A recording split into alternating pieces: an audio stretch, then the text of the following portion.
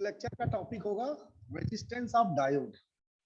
ठीक है, बहुत ही महत्वपूर्ण टॉपिक है रेजिस्टेंस ऑफ डायोड। डायोड के बाइसिंग में और डायोड के कैरेक्टरिस्टिक में मैंने ये टॉपिक डिस्कस कर दिया है, बट यहाँ पे थोड़ा सा फॉर्मल तरीके से डिस्कस कर लेते हैं। जैसा कि मैंने बताया था कि डायोड में दो तरह के रेजिस्टेंस होते हैं, क्योंकि डायोड अपना कैरेक्टरिस्टिक चेंज करता है अकॉर्डिंग टू इट्स बाइसिंग। जब हम फॉरवर्ड बायस में करते हैं तो कुछ और रेजिस्टेंस, और जब रिवर्स बायस में हम डायोड को करते हैं तो कुछ और रेजिस्टेंस। तो on the basis of biasing of diode there are two types of resistance. Number one is forward resistance and second one is the reverse resistance। और मैंने आपको बताया था कि resistance in forward bias is less than resistance in reverse बायस, और इसको हम लोग VI कैरेक्टरिस्टिक से भी देख सकते हैं। आइए चलिए ले चलते हैं हम आपको VI कैरेक्टरिस्टिक में। जब हमने VI कैरेक्टरिस्टिक प्लॉट किया था तो कुछ इस तरीके से प्लॉट किया था। ये था forward characteristic,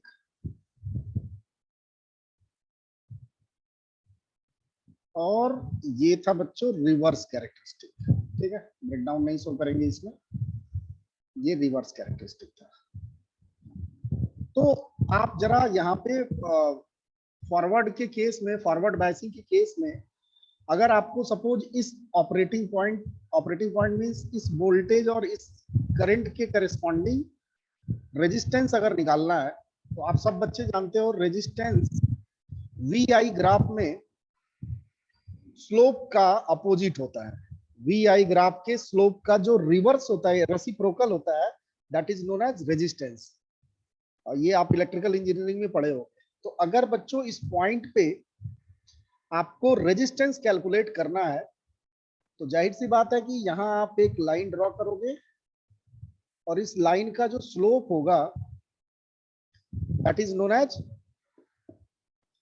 resistance of diode in forward biasing. Okay, और अगर मैं बात करूं रिवर्स बायस की, तो रिवर्स बायस में अगर कोई पॉइंट हम सेलेक्ट करते हैं, यहाँ पे सपोज आपको निकालना है, तो इस पॉइंट के करस्पॉन्डिंग में इस वोल्टेज और इस करंट के करस्पॉन्डिंग आपको यहाँ पे एक लाइन ड्रॉ करना होगा। इसको मैं थोड़ा अच्छे से बनाता हूँ। ये है इस पॉइंट पे लाइन। तो इस पॉइंट का देखो आप स्लोप क्या है, बहुत ही कम है।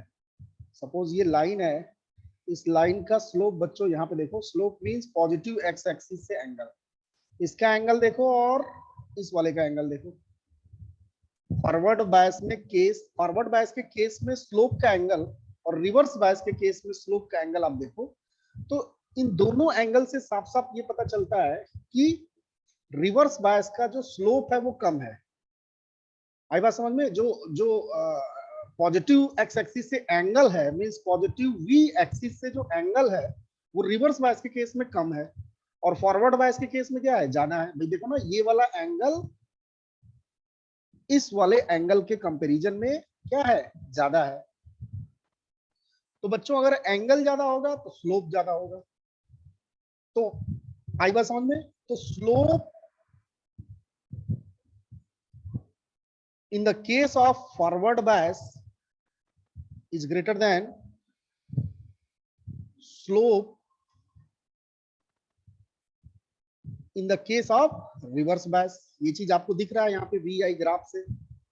तो जब स्लोप ज्यादा होगा तो रेजिस्टेंस क्या होगा, कम होगा। That's why resistance in forward bias is less than resistance in reverse bias of diode. Okay, और मैंने आपको डिप्लेशन लेयर से भी समझाया था, या करंट के फ्लोस के रेस्पेक्ट में भी आपको समझाया था कि क्योंकि रिवर्स फॉरवर्ड बायस में डिप्लेशन लेयर की विड्थ कम हो जाती है, या डिप्लेशन लेयर ब्रेक हो जाता है, मींस जो बैरियर है मेजॉरिटी कैरियर्स के लिए वो बहुत कम हो जाता है। इसलिए फॉरवर्ड बायस के केस में रेजिस्टेंस क्या हो जाता है, कम हो जाता है, और रिवर्स बायस में बैरियर ज्यादा हो जाता है, इसलिए रेजिस्टेंस ज्यादा हो जाता है पीएन जंक्शन डायोड का। ओके, तो Diode offers very low resistance in forward bias and very high resistance offered in reverse bias. जो मैंने कहा उसको मैं यहाँ पे लिख देता हूं कि diode offers very low resistance in forward bias.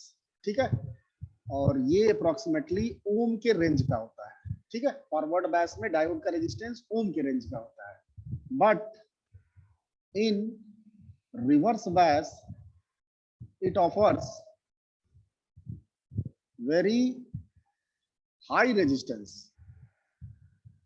very high resistance, और ये लगभग मेगा ओम के रेंज का होता है. ओके, तो ऐसा आपको ऑब्जेक्टिव में पूछ सकता है कि फॉरवर्ड बायस में और रिवर्स बायस में किस में रेजिस्टेंस लो और किस में हाई होता है और किस रेंज का होता है. तो सब बच्चे याद रखेंगे कि फॉरवर्ड में ओम की रेंज का होता है और रिवर्स में मेगा ओम के रेंज का होता है. Mega ohm means 10 to the power 6. Okay, तो ये तो बात हो गई रेजिस्टेंस की, और हम वीआई ग्राफ से भी ये चीज हम ऑब्जर्व कर सकते हैं कि किस केस में या किस बायस में रेजिस्टेंस डायोड का ज्यादा या कम. अब बच्चों ये जो फॉरवर्ड बायस और रिवर्स बायस रेजिस्टेंस है, भाई हमने रेजिस्टेंस को, डायोड के रेजिस्टेंस को दो कैटेगरी में डिवाइड किया. नंबर 1 फॉरवर्ड और दूसरा reverse. Then further we categorized forward and reverse resistance in two category. Forward और रिवर्स रेजिस्टेंस को फिर से हम दो कैटेगरी में डिवाइड करते हैं, और एक को बोलते हैं बच्चों डीसी रेजिस्टेंस और दूसरे को बोलते हैं एसी रेजिस्टेंस. ऐसे रिवर्स बायस के केस में या रिवर्स रेजिस्टेंस के केस में दो तरह के रेजिस्टेंस होंगे, डीसी और AC. DC resistance also known as static resistance, static resistance, and AC resistance is also known as dynamic resistance. Okay, तो जब आप पीएन जंक्शन डायोड पे डीसी सप्लाई अप्लाई करोगे तो उस समय जो डायोड रेजिस्टेंस ऑफर्ड करेगा that is known as DC resistance. Means simply अगर आपको रेजिस्टेंस निकालना है फॉरवर्ड बायस के केस में और वो भी डीसी रेजिस्टेंस, तो सीधे सीधे जो भी वोल्टेज आपने डीसी अप्लाई किया वो डिवाइडेड बाय डायोड के थ्रू जो करंट फ्लो कर रहा है उसका रेशियो क्या हो जाएगा, फॉरवर्ड बायस का डीसी रेजिस्टेंस हो जाएगा. और जब बच्चों आप एसी अप्लाई करोगे तो एसी अप्लाई करने का मतलब आपने वेरिएबल सप्लाई अप्लाई किया. भाई अगर हम बात करें डीसी की, यहाँ पे देखते हैं, अगर हम डायोड पे डीसी अप्लाई करते हैं, सपोज आपने डायोड पे डीसी अप्लाई किया, ऐसे डीसी वोल्टेज अप्लाई किया, तो इस डायोड के अक्रॉस सपोज वीडी वोल्टेज आया और करंट इसके थ्रू फ्लो किया आईडी, तो इस वोल्टेज के लिए इस डायोड का रेजिस्टेंस क्या होगा, VD by ID, simply VD by ID. But अगर आपने डायोड पे एसी अप्लाई किया है, ऐसे एसी वोल्टेज अप्लाई किया आपने, Vm sin omega T suppose आपने अप्लाई किया है, तो इस समय बच्चों जो डायोड का रेजिस्टेंस होगा that is known as AC resistance और डायनामिक रेजिस्टेंस. तो यहां जब आप फॉरवर्ड रेजिस्टेंस कैलकुलेट करोगे तो आपको change in voltage divided by change in current का रेशियो लेना पड़ेगा. ठीक है, या आप और फाइन तरीके से निकालना चाहते हो तो डीवी बाई डी आई. और चूंकि यहाँ फॉरवर्ड बायस के केस में आप रेजिस्टेंस कैलकुलेट कर रहे हो, इसलिए जो वोल्टेज लेना है बच्चों वो फॉरवर्ड वोल्टेज, और जो करंट डायोड के थ्रू फ्लो करेगा वो होगा फॉरवर्ड करंट. तो AC current, sorry AC resistance और डीसी रेजिस्टेंस का कैलकुलेशन हम इस तरीके से करते हैं. एग्जैक्टली यही सिचुएशन यही फार्मूले रिवर्स बायस के केस में हो जाएंगे। अगर आपको डीसी मेजर करना है रिवर्स बायस में तो सीधे सीधे V बाई आई, और चूंकि यहाँ पे रिवर्स रेजिस्टेंस है इसलिए reverse voltage divided by reverse current. और एसी रेजिस्टेंस रिवर्स बायस के केस में या रिवर्स रेजिस्टेंस के केस में मेजर करना है तो ये delta V R by delta I R. ठीक है, change in reverse voltage to change in reverse current, the ratio of change in reverse voltage to change in reverse current is known as AC resistance of diode in reverse bias. Okay, और जैसा कि मैंने बोला कि AC resistance को हम dynamic resistance भी कहते हैं, और हम लोग इसका वैल्यू भी कैलकुलेट करेंगे जब डायोड फॉरवर्ड बायस में होगा। उस समय डायोड में डायनामिक रेजिस्टेंस की वैल्यू क्या होती है इसका हम लोग एक डेरिवेशन भी करेंगे।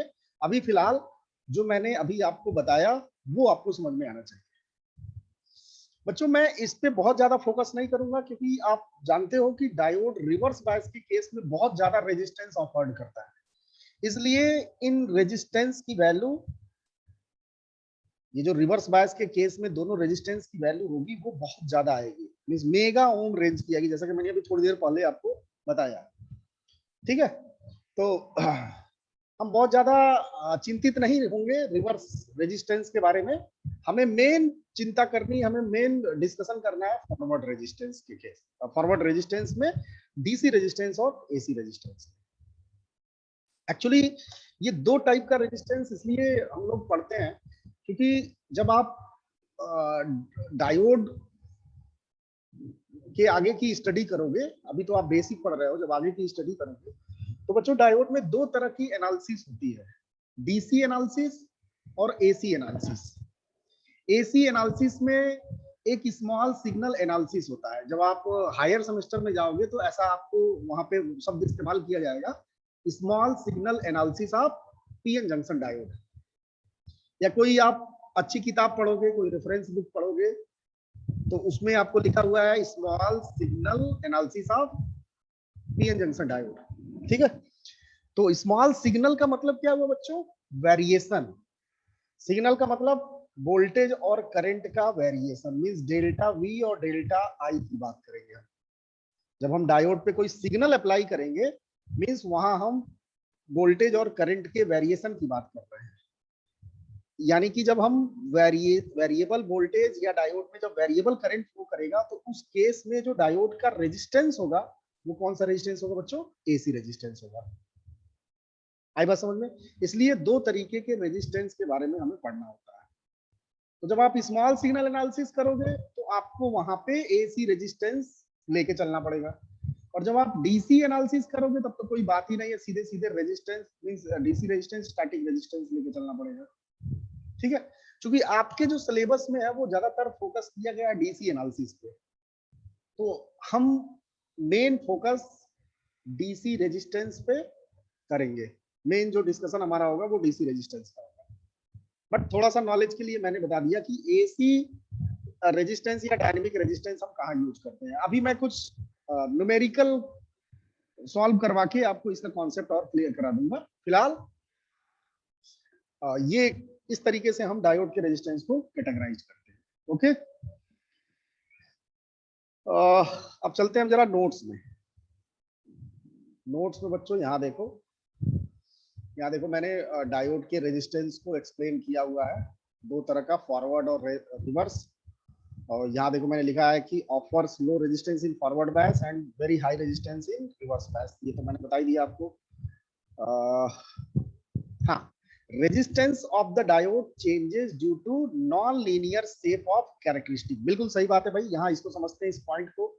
भाई जो डायोड का कैरेक्टरिस्टिक है, यहाँ मैं फिर से बना रहा हूँ, यही बनाता हूँ नोट्स में। डायोड का जो कैरेक्टरिस्टिक है, अगर हम फॉरवर्ड कैरेक्टरिस्टिक लेके चले तो फॉरवर्ड कैरेक्टरिस्टिक बच्चों इस तरीके से आया हुआ है। तो आप जरा ध्यान दो, तो हर पॉइंट पे आप स्लोप देखो भाई। रेजिस्टेंस अगर हमें वी आई ग्राफ से कैलकुलेट करना है तो सबसे बेहतर तरीका होता है स्लोप के माध्यम से कैलकुलेट करना। ठीक है, तो क्योंकि रेजिस्टेंस क्या होता है, स्लोप का रेसिप्रोकल होता है।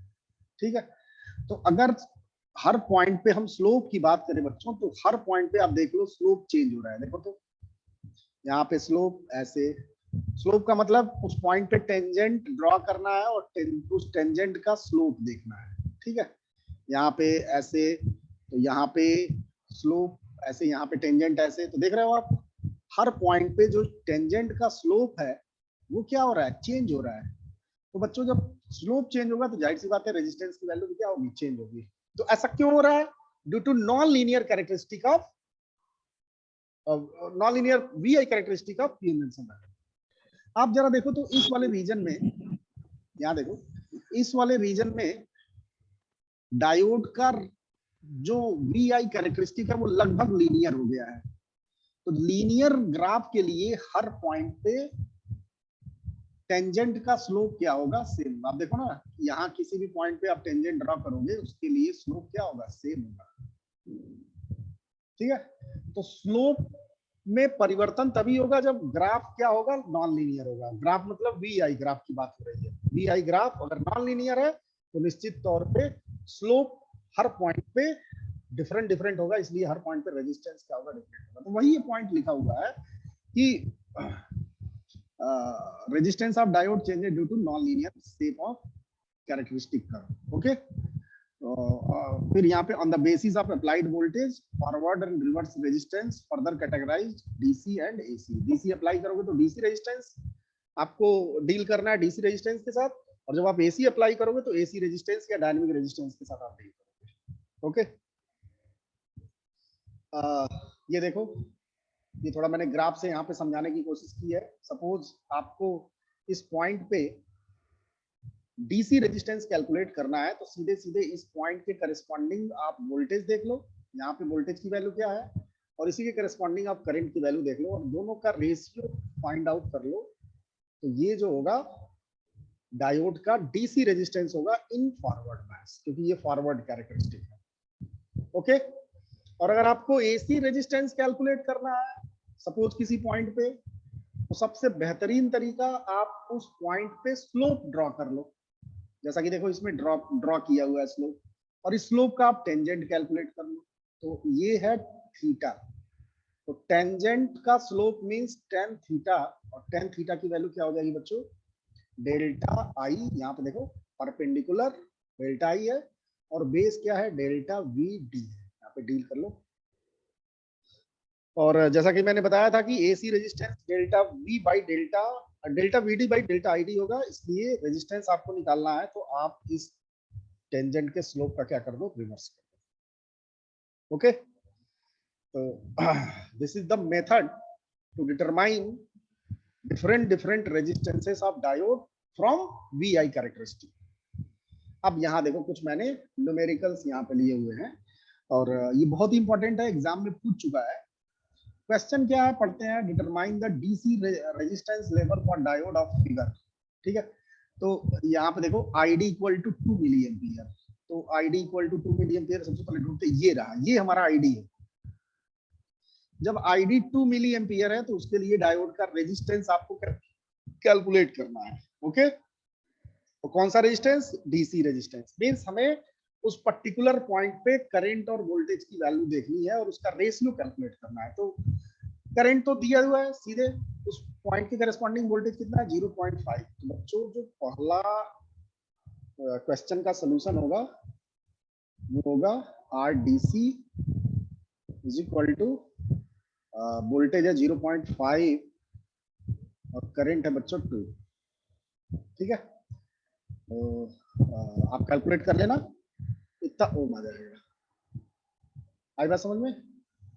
और बात करें अगर हम दूसरे क्वेश्चन की, तो 20 मिली एम्पियर को पूछ रहा है, तो यहाँ पे देखो 20 मिली एम्पियर के करस्पॉन्डिंग, अच्छा सॉरी, यहाँ यूनिट का थोड़ा सा ध्यान रखना है आपको।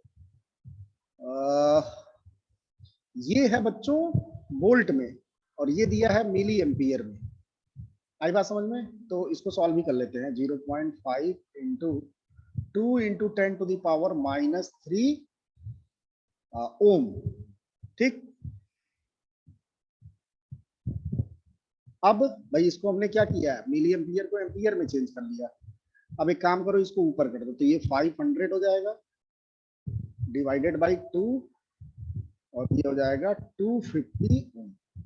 ओके, तो the solution, the answer of first question is 250। इसको जरा अच्छे से बनाते हैं, 250। अब आते हैं क्वेश्चन नंबर बी पे। बी पे बताओ क्या होगा। आप देख लो वोल्टेज कितना है, 0.8 और करंट की वैल्यू 20 मिली एम्पियर।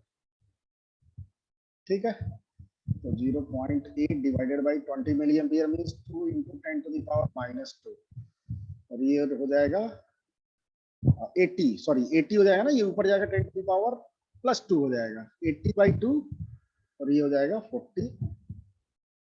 ओके, देख रहे हो आप कितना आसान है, कॉन्सेप्ट क्लियर रहेगा तो फटाफट कैलकुलेट कर लोगे। आइए, VD इक्वल टू माइनस, इस बार वोल्टेज दे दिया बच्चों इस बार, तो -10 के लिए, -10 वोल्ट के लिए आपको रेजिस्टेंस कैलकुलेट करना है, तो -10 वोल्ट के करस्पॉन्डिंग आपको वोल्टेज देखना, सॉरी इस बार वोल्टेज दिया, आपको करंट देखना पड़ेगा कितना है, तो करंट देख लो कितना है, 1 माइक्रो एम्पियर। तो यहाँ रेजिस्टेंस की वैल्यू हो जाएगी voltage divided by 1 micro ampere current की वैल्यू। अभी देखो यहाँ पे माइनस नहीं रखना है वोल्टेज का वैल्यू, क्योंकि रेजिस्टेंस माइनस में नहीं होता है, ये माइनस का मतलब ये हुआ कि रिवर्स बायस का वोल्टेज है ना? तो आपको रेजिस्टेंस निकालना है तो आप पॉजिटिव वैल्यू ही रखिएगा करंट और वोल्टेज का। तो ये कितना हो जाएगा बच्चों, 10 मेगा ओम। ठीक है, micro means 10 to the power -6, ऊपर जाएगा +6 कर देगा तो मेगा ओम हो जाएगा। तो यहाँ पे देख रहे हो आप, यहाँ पे आप ध्यान से देखो, रेजिस्टेंस जब फॉरवर्ड बायस के केस में हम कैलकुलेट कर रहे हैं, मींस इस रीजन में कैलकुलेट कर रहे हैं, तो ओम के रेंज में आ रहा है, और जैसे ही हमने रिवर्स बायस के केस में कैलकुलेट किया या इस रीजन में हमने कैलकुलेट किया तो मेगा ओम के करीब है। ओके, तो मैंने आपसे पहले ही बता रखा है कि फॉरवर्ड में ओम रेंज का और रिवर्स में मेगा ओम रेंज का डायोड रेजिस्टेंस ऑपरेट करता है। ओके, अब दूसरे क्वेश्चन में आते हैं। यहाँ पे देखिए, इस क्वेश्चन में आपको एसी रेजिस्टेंस कैलकुलेट करना है, देख रहे हो आप, एसी रेजिस्टेंस कैलकुलेट करना है, और 2 मिली एम्पियर के लिए, तो ढूंढते हैं 2 मिली एम्पियर, ये है 2 मिली एम्पियर। यहाँ पे इस 2 मिली एम्पियर के लिए आपको डीसी रेजिस्टेंस नहीं, एसी रेजिस्टेंस कैलकुलेट करना है। तो मैंने बताया था कि एसी रेजिस्टेंस क्या होता है भाई, delta V by delta I, या हम इसको लिख सकते हैं 1 बाई स्लोप, 1 बाई स्लोप लिख सकते हो। तो इस पॉइंट पे आप स्लोप ड्रॉ कर लो, अब इस स्लोप, सॉरी टेंजेंट ड्रॉ कर लो, और इस टेंजेंट का स्लोप कैलकुलेट कर लो। ठीक है, तो आपके सुविधा के लिए यहाँ पे ऑलरेडी टेंजेंट ड्रॉ किया हुआ है। तो अब इस टेंजेंट से हम एसी रेजिस्टेंस को कैलकुलेट करेंगे 42 मिली एम्पियर। तो एक काम करते हैं, इसको पहले जूम करते हैं, ये जो टेंजेंट है कुछ इस तरीके से है। टेंजेंट पे ये वाली वैल्यू आप देखो तो कितना है, 0.6 और 0.7 के बीच में, मींस ये वाली वैल्यू बच्चों 0.65 आप ले सकते हो, है ना, वोल्टेज की वैल्यू, और इसके करस्पॉन्डिंग करंट कितना है, 0 है, तो करंट 0 कर लो। ठीक है ना, फर्स्ट कोऑर्डिनेट जो है वो वोल्टेज का होगा, सेकंड वाला जो है वो करंट के लिए होगा। इस पॉइंट पे आप देखो, इस पॉइंट पे वोल्टेज है बच्चों 0.8 से थोड़ा कम है, तो एक काम करो 0.78 ले लो। तो करंट की वैल्यू क्या है यहाँ पे, 4 मिली एम्पियर। ओके, अब यहाँ आपको कैलकुलेट करना है स्लोप। तो सब बच्चे बताएं कि इसका स्लोप क्या होगा। तो स्लोप क्या होगा बच्चों, इसके लिए स्लोप की वैल्यू होगी ये डिवाइडेड बाई ये, तो इसकी वैल्यू क्या हो जाएगी, तो 0.78 ये है, सॉरी यहाँ पे करंट की वैल्यू कितनी है, 4 है, और यहाँ पे करंट की वैल्यू क्या है, 0 है, तो 4 माइनस 0 डिवाइडेड बाई ये वोल्टेज माइनस ये वोल्टेज, मींस इसका लेंथ, भाई इसका लेंथ क्या होगा 4 माइनस 0, और इसका लेंथ क्या होगा 0.78 माइनस 0.65। भाई आप लेंथ निकालने में माहिर हो, मुझे बहुत ज्यादा इस पे आपको बताने की जरूरत नहीं है, ठीक है। तो ये देखिए ये स्लोप की वैल्यू आ गई, तो इसको जरा कैलकुलेट करते हैं। 4 डिवाइडेड बाई 0.13, ठीक है। तो यहाँ से रेजिस्टेंस की वैल्यू क्या आएगी, 1 बाई स्लोप, और ये हो जाएगा 0.13 डिवाइडेड बाई 4। और सब बच्चों को ध्यान होना चाहिए ये current milli ampere, milli ampere. तो यहाँ मिली जब ऊपर जाएगा तो इसको कर देगा 130/4, और ये हो जाएगा 2 से कट जाएगा ना, हाँ 6 आएगा ना,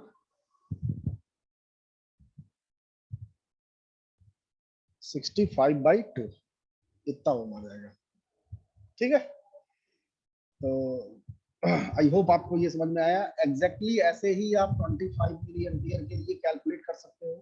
तो ढूंढते हैं 25 मिली एम्पियर, यहाँ देखो ये है 25 मिली एम्पियर, ये 0.25 मिली एम्पियर है। अब इस 25 मिली एम्पियर के लिए आप स्लोप निकालो, तो देखो आपको आसानी के लिए ये हो गया, पहले से दिया हुआ है डेल्टा वी डी, और ये हो जाएगा डेल्टा आई डी। तो डेल्टा आई डी क्या हो जाएगा बच्चों, यहाँ देखो 30, भाई यहाँ से जब स्लोप ड्रॉ करोगे ये कुछ इस तरीके से बनेगा स्लोप, और आपको यही निकालना है। ये थीटा है तो आपको टेन थीटा निकालना है, ठीक है। तो टेन थीटा के लिए आपको delta I D by delta V D करना पड़ेगा, और फिर उसका रिवर्स कर देना तो रेजिस्टेंस आ जाएगा। तो डेल्टा आई डी अगर देखें हम तो 30 माइनस 20 मीन्स 10 आ जाएगा। और डेल्टा वी डी देखें, डेल्टा वी डी यहाँ पे देखें, ये पॉइंट आपको निकालना पड़ेगा। तो देख रहे हो कितना कम है, 0.8 से थोड़ा सा कम, मीन्स ये गैप आप जूम कर लो लगभग 0.2 वोल्ट के करीब। आई बात समझ में, 0.02, सॉरी पॉइंट में तो ये खुद ही है। अरे भाई ये देखो ये पॉइंट और ये पॉइंट के बीच, इसको पहले रब करते हैं। आप देखो ना इस पॉइंट, थोड़ा जूम करके देखना ये डायग्राम, और तो मैं थोड़ा डायग्राम को,